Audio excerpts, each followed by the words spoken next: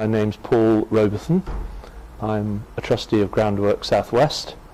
I'm also a district councillor in South Somerset, chairman of the local strategic partnership in South Somerset, a board member of Raglan Housing, which is a national housing association, and a governor of a hospital in Taunton.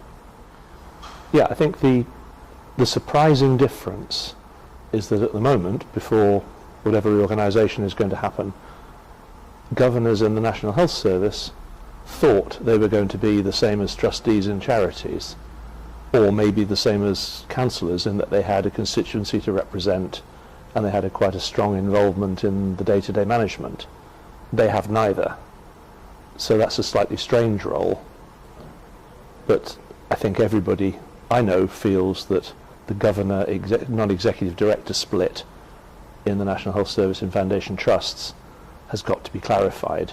It's much clearer in something like Groundwork, for example. I know where I sit as a director and a trustee. I get the numbers in front of me, I look at them, we oversee what we're doing. We have quite hands-on approach to the business, not necessarily delivering the projects, but you feel part of the action.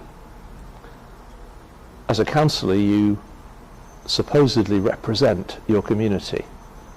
In fact, that's a bit dubious too, because you represent the whole community, whether they're pro or anti what you said in the first place.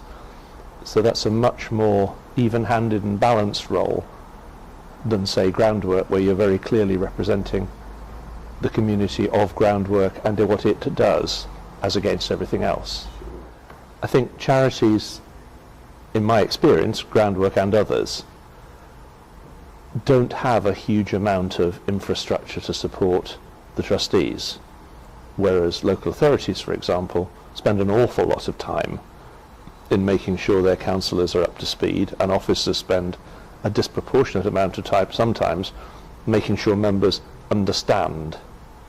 Understand is the equivalent of selling them what the message is supposed to be, maybe, and that doesn't happen very often at all. I get involved with Groundwork in real projects, going to see them, getting involved in openings, meeting people, but there isn't the constant demand for ensuring you're on message or understand what the message is.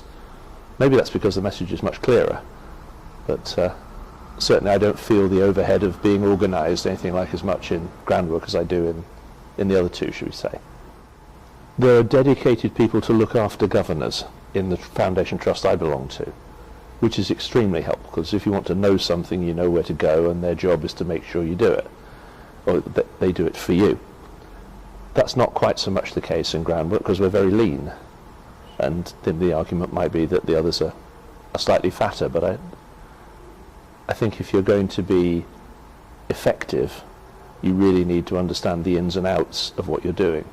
That's the same in the Housing Association. There are administrative groups whose job it is to look after those that oversee the business in a much more direct way.